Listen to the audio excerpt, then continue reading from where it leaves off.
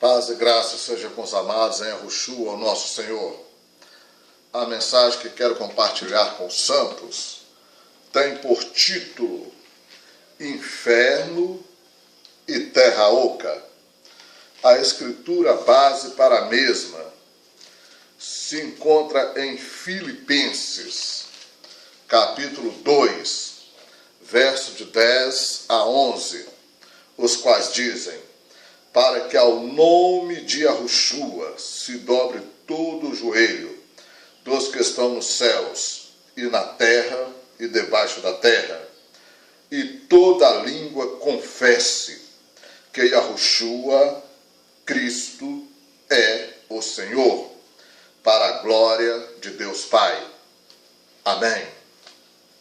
Santos do Eterno, nós vivemos em um mundo o qual nos foi apresentado dentro de uma cosmologia, controvérsia às verdades contidas nas Escrituras, contraditória à cosmologia bíblica e à cosmologia moderna, a qual nos é vendida, passada, ensinadas pelos últimos 5, 6 séculos.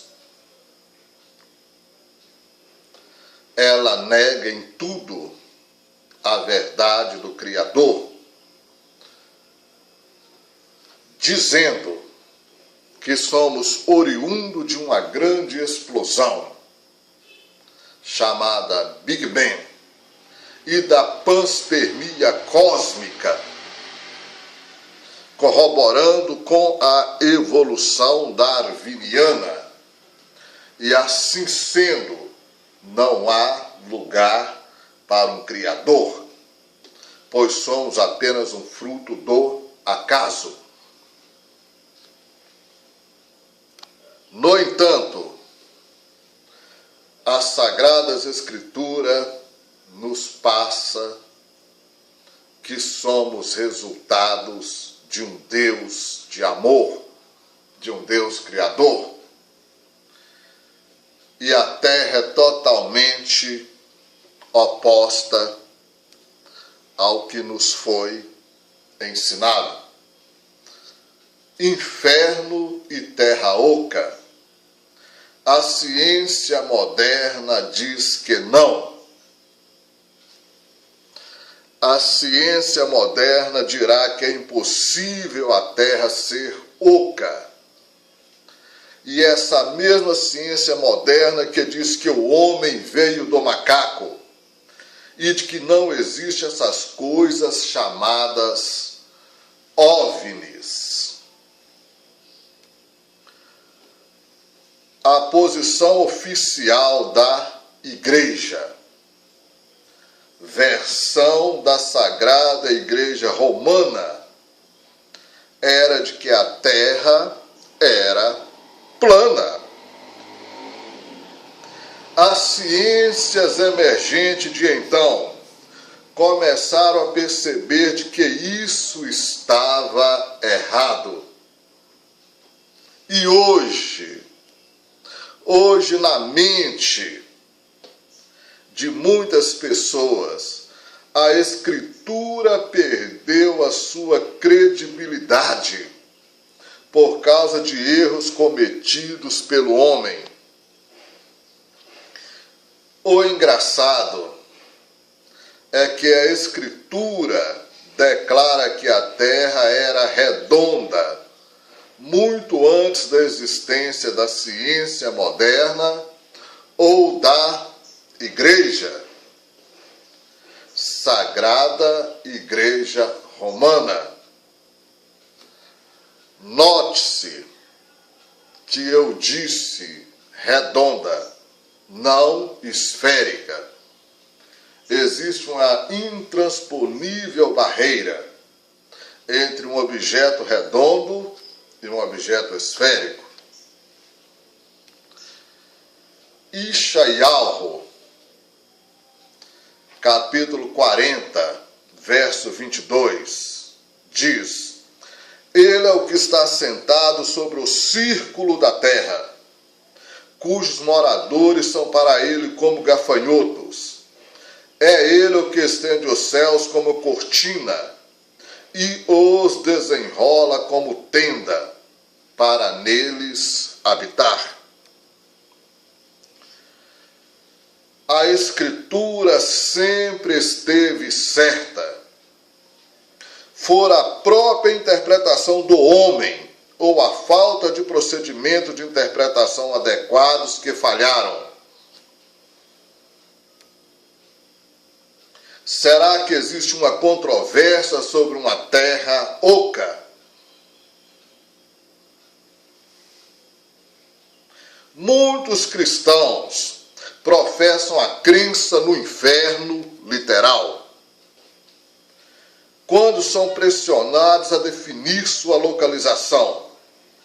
Muitos apontarão para o chão ou explicarão como sendo um lugar muito distante, em outra dimensão, em algum tipo de plano espiritual ou astral. Um conceito vago e de pouca clareza sobre o inferno tem sido ensinado pelos últimos 100 anos. O resultado disso é uma outra grande confusão envolvendo a cristandade tradicional sobre a separação entre o espírito e a carne. As evidências científicas atuais não são tão conclusivas assim em se tratando de uma terra oca, assim como acontece com a teoria da evolução ou OVNIs.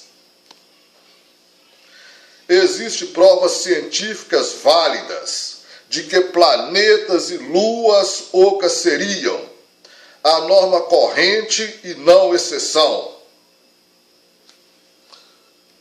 E o fato atual é de que nós sabemos muito pouco sobre a condição interna da Terra, ou pelo menos o público. O ponto é que mesmo sob as tentativas de afirmação pela ciência, não existe prova alguma de que a Terra seja sólida. Creio que devido ao fato de a ciência ter sido capaz de produzir muitas conveniências tecnológicas, os cientistas, no entanto, se tornaram algo que chamam de padres cientistas. Ele nos diz no que devemos acreditar, tanto nos reinos espirituais quanto físicos, e nós os aceitamos inquestionavelmente.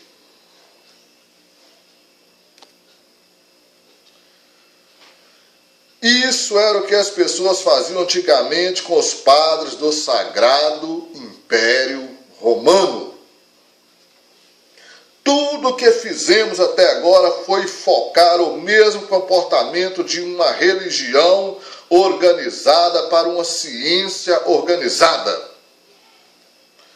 O que para muitos se tornou uma religião inquestionável. Creio que a igreja se sinta embaraçada com a importante posição dos padres cientistas que ridicularizam o pensamento sobre uma terra oca.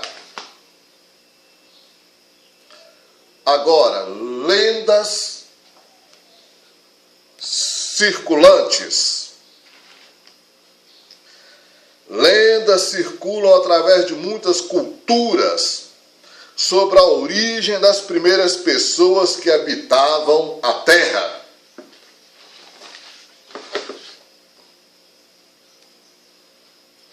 Alguns Algumas descrevem uma raça que apareceu do interior da terra. Por exemplo, temos a cultura indiana que nos diz sobre as tribos brancas que vivem na terra, que ocasionalmente aparecem das cavernas. Uma série de desenhos das cavernas da Índia mostra um grupo de pessoas emergindo de um lugar oco debaixo da terra. De acordo com lendas locais, esses foram os primeiros seres humanos que deixaram o mundo subterrâneo e iniciaram o povoamento do mundo da superfície. Lenda dos nativos americanos, como os Mandan, Sioux, Tuscaroras, inclui suas origens tribais advindas do interior da terra. E os esquimós seguem os mesmos ensinamentos. Os chavaneses afirmam que uma civilização de brancos vieram na Flórida antes da chegada deles e deixaram suas construções para trás dentro das cavernas ou dentro de cavernas na terra. Os incas também têm uma cultura similar sobre uma raça subterrânea de brancos que viajavam através de cavernas. Desde a China, Islândia e os astecas da América do Sul, todos têm seus escritos sobre os domínios internos da terra criados pelos deuses, pelos primeiros humanos. Uma lenda oriental descreve a origem de Adão vindo do interior da terra. Uma lenda hindu adiciona ainda o fato de que Adão era um rei de um grupo de povo que fugiu de um grande cataclismo dentro da terra oca, e depois retornaram para repovoá-la. Monges tibetanos fazem referência a duas áreas subterrâneas, Shambhala e Argata, como sendo locais de moradias de mestres ascensionados e outros. Repito, monges tibetanos fazem referência a duas áreas subterrâneas, Shambhala e Argata, como sendo locais de moradias de mestres ascensionados e outros. Orfeu desceu até o interior da terra para procurar por Eurídice, na mitologia grega. O lar verdadeiro de Apolo era entre os hiperbóreos dentro da terra na mitologia romana. As valquírias desciam e subiam de dentro da terra na mitologia nórdica. Até mesmo hoje em dia, a seita Bonpo do Tibete afirma que tem contatos com os mestres do submundo e o rei do mundo, o senhor Maitreya, em túneis e cavernas nas montanhas do Himalaia. e nomes como Argat, Shambhala, Shangri-La, Thule, Actus, Valhalla e Hades.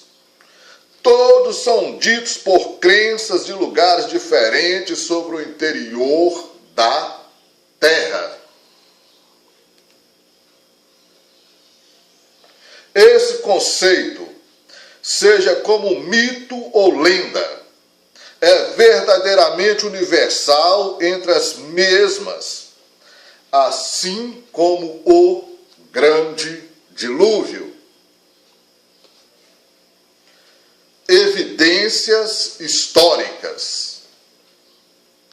A primeira pessoa a escrever todo um trabalho sobre a Terra Oca fora o famoso astrônomo inglês e matemático Sir Edmund Halley. Isso mesmo, o cara do cometa. Em 1692, ele publicou a sua teoria sobre a Terra Oca.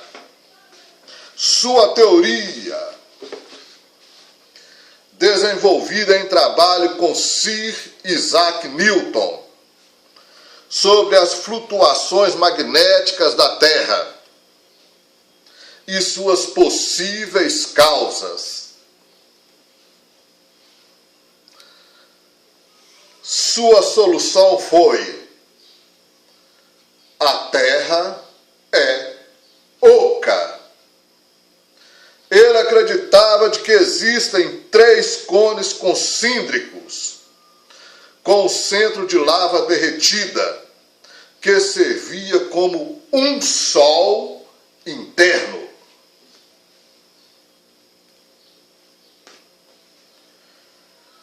Muitas pessoas no início do século XIX popularizaram a ideia da Terra Oca.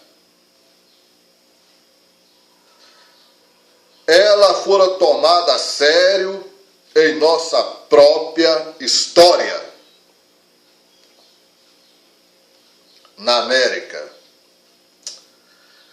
John Simons, um capitão reformado e herói condecorado do Exército dos Estados Unidos, dedicou sua vida em pesquisa sobre as teorias da Terra Oca. Ele acreditava também na existência de uma civilização dentro da Terra, com aberturas em ambos os polos. Ele morreu em 1829, sem realizar o seu sonho. No entanto, suas ideias foram responsáveis pelo fato gerado numa expedição governamental entre os anos de 1838 e 1840 para a Antártida, liderada por Charles Wilkes. O Instituto Smithsonian fora construído com o propósito expresso de guardar os achados dessa expedição, aprovadas pelo presidente John Quincy Adams e pelo Congresso.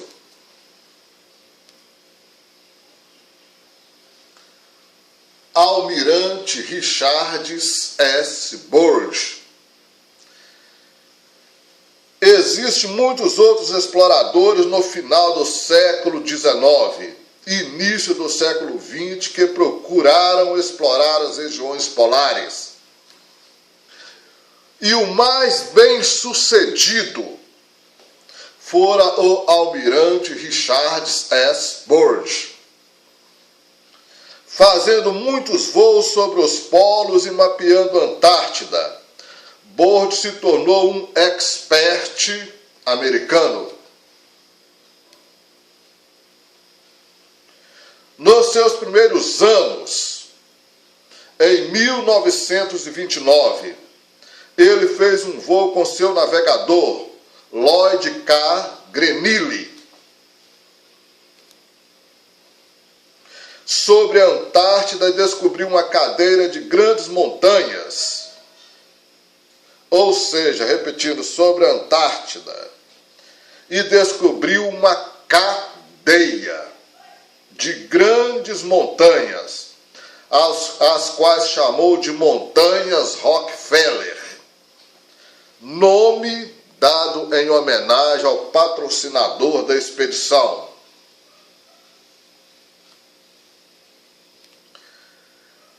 Alega-se de que ele tenha feito um filme de sua segunda viagem naquele ano.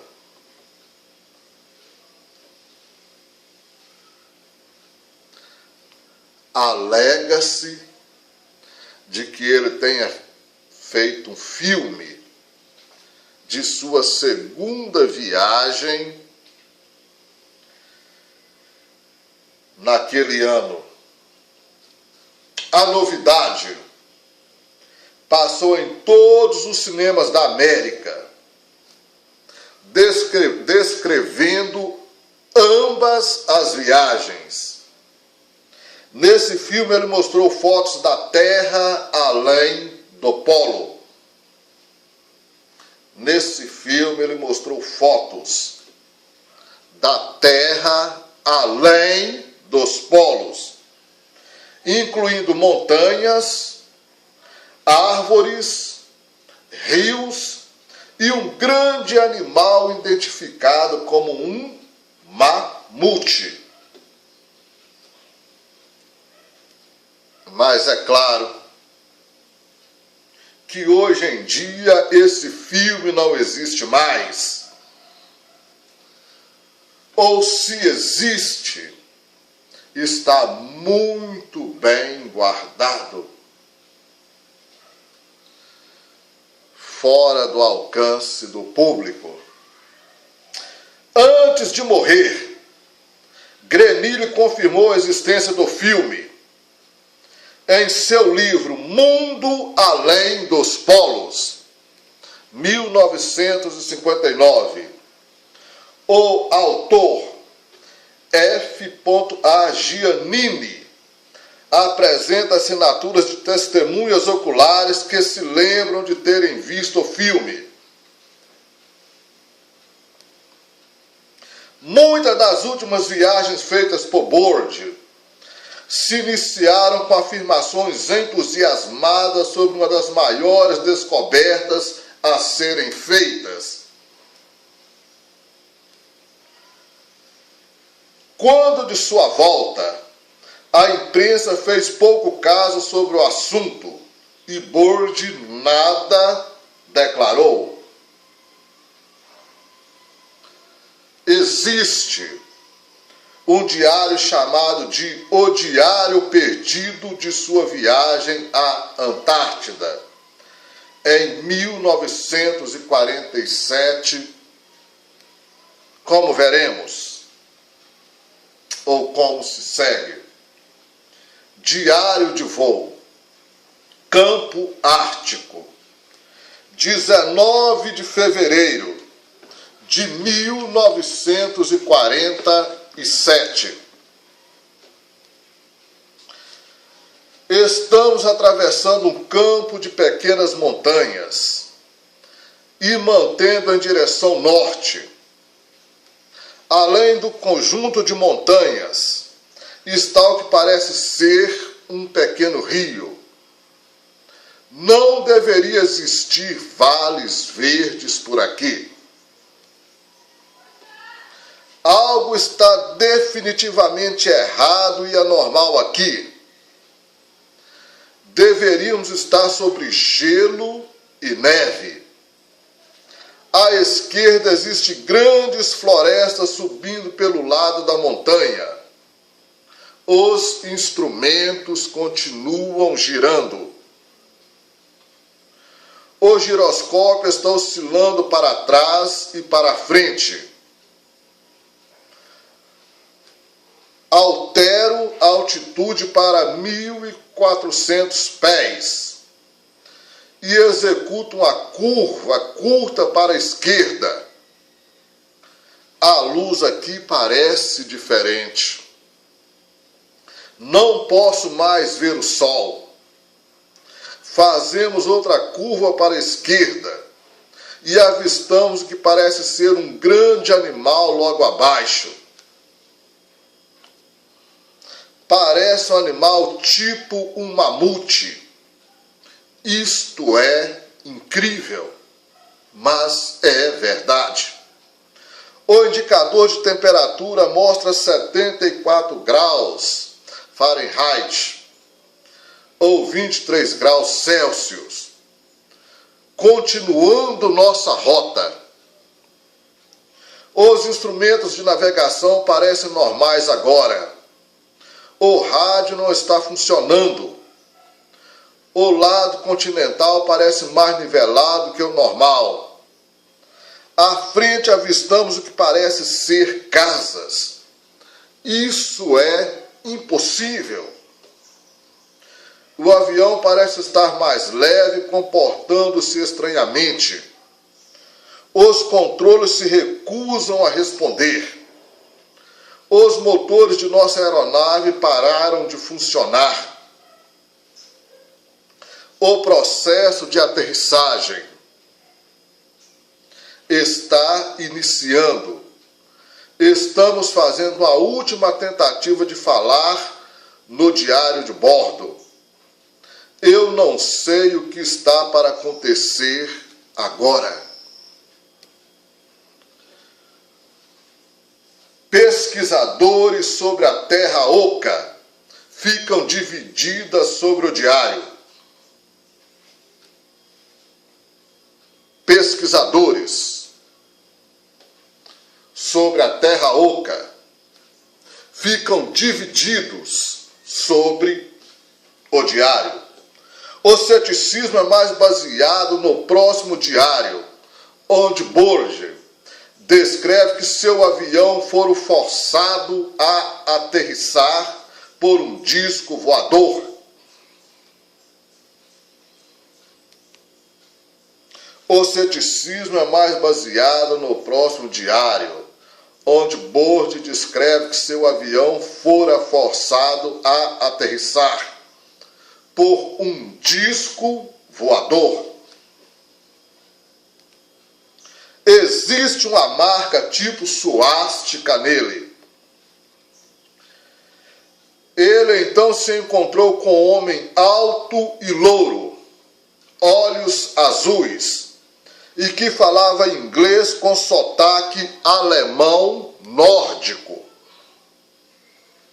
Ele passeou com ele e mandou uma mensagem para a superfície, alertando-nos sobre o abuso de testes com armas nucleares. Alerta vermelho.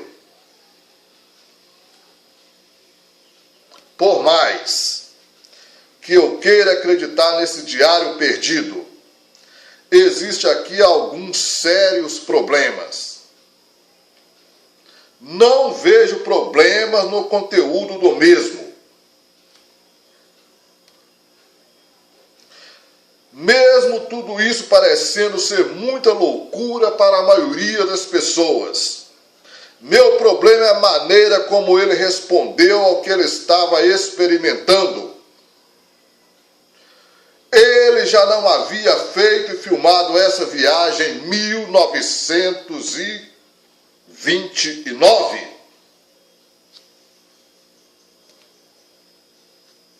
Então, por que ele se encontrava tão surpreso ao retornar em 1947?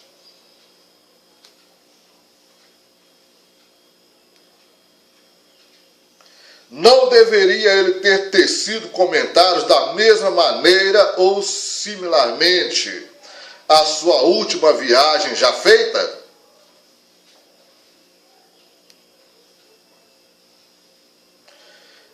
ele já esteve lá e descrito o que vira. No entanto, isso mais conveniente na época inconsistente com suas experiências passadas. Não tenho dúvida de que esses eventos aconteceram. Apenas duvido da genuidade desse diário.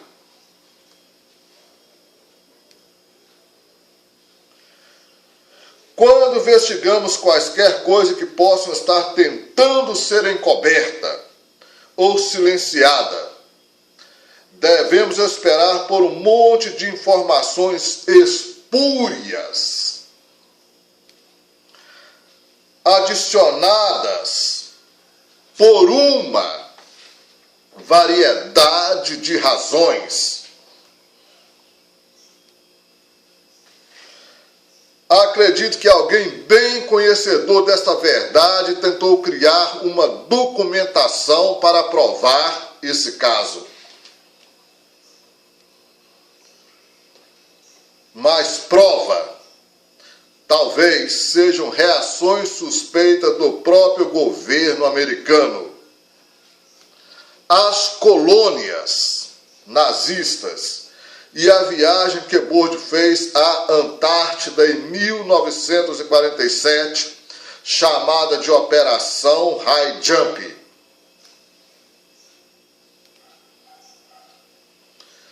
Almirante Byrd, nosso único especialista na Antártida, comanda uma expedição equipada com 13 navios, incluindo um porta-aviões, 2 aviões e 4.000 tropas terrestres. O comboio parte para a Antártida. Ao público é dito que essa é uma expedição científica para testar equipamentos militares em condições de frio extremo. A expedição saiu por 8 meses. Tudo parecia normal, exceto pelo fato de que a expedição manobrava de maneira a realizar um ataque militar.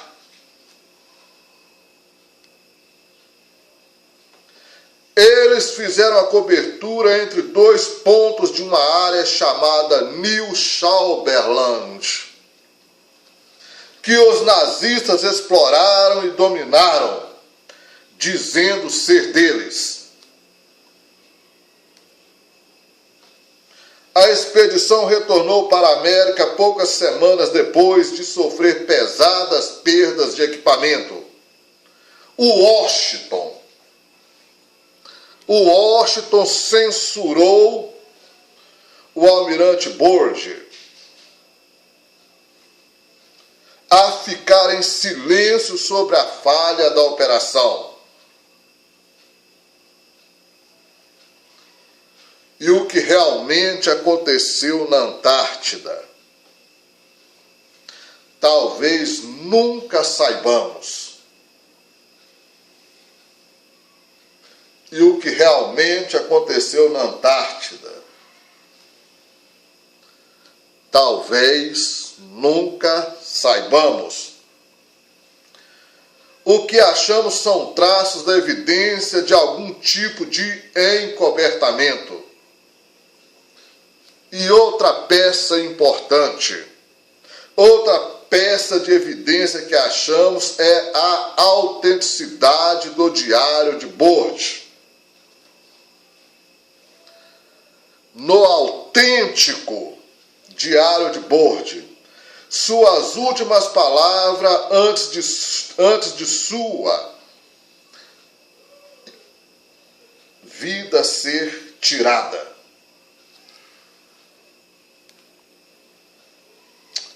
No autêntico diário de Byrd, suas últimas palavras antes de sua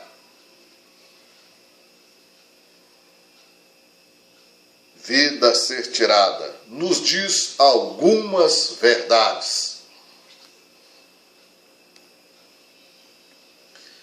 25 de dezembro de 1956, nesses últimos anos, desde 1947, eu não tenho sido tão bondoso. Farei agora minha última anotação neste singular diário. Primeiramente, deve atestar que tenho mantido esse assunto secretamente com toda a minha fé, como me pediram por todos esses anos.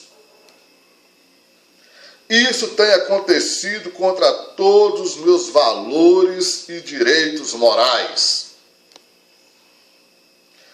Agora parece que vejo uma longa noite se aproximando, e esse segredo não morrerá comigo, mas a verdade será mostrada. Ela triunfará. É a única esperança para toda a humanidade. Tenho visto, e isso tem balançado meu espírito que deseja se libertar. Tenho cumprido meu dever frente ao monstruoso complexo militar e industrial. Agora a longa noite do Ártico termina. O brilhante nascer do sol da verdade retornará, e aqueles que estão na escuridão falharão em seu voo, pois tenho visto a terra além dos polos, o centro do grande desconhecido. Depois disso, coloca sua própria assinatura, Richard S. Byrd, Marinha dos Estados Unidos. Essas palavras indicam que ele fora silenciado sobre as coisas pelas quais passou e sabia. Em quaisquer conspiração ou acobertamento, nunca acharemos evidências fortes, apenas ações suspeitas e reações, junto com traços e pedaços de evidências que criam mais perguntas do que respostas. Uma perspectiva oculta da Terra. Até mesmo os ocultistas possuem várias crenças, algumas dadas sobrenaturalmente aos mesmos.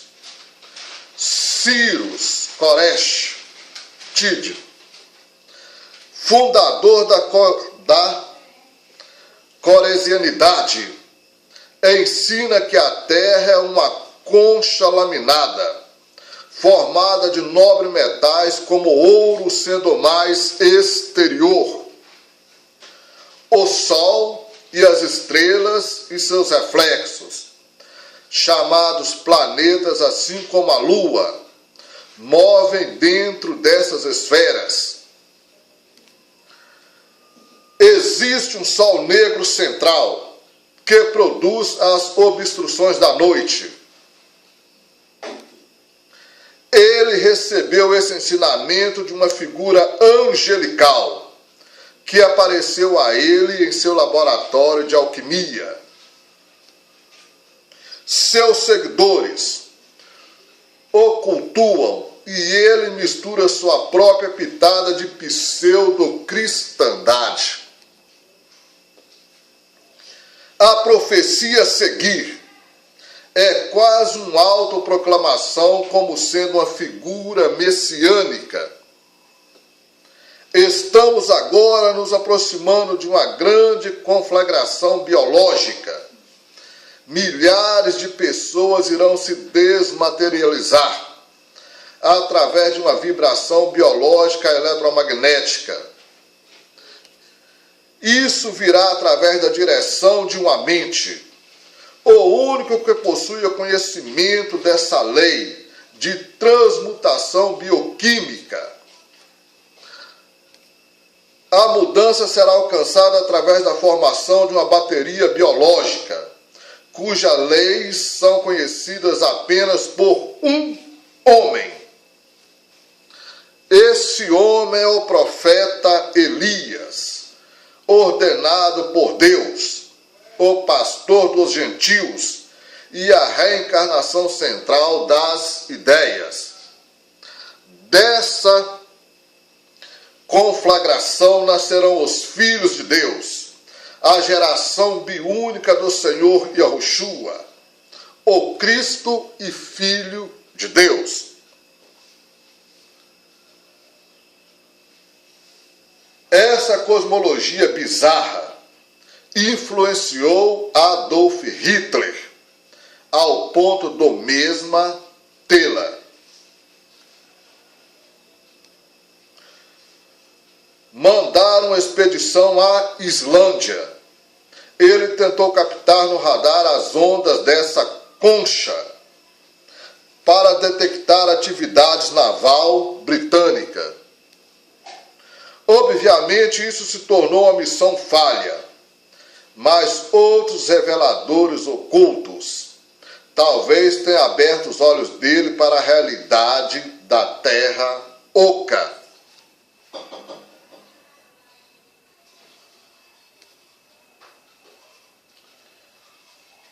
Obviamente, isso se tornou uma missão falha, mas outros reveladores ocultos talvez tenham aberto os olhos dele para a realidade da Terra Oca.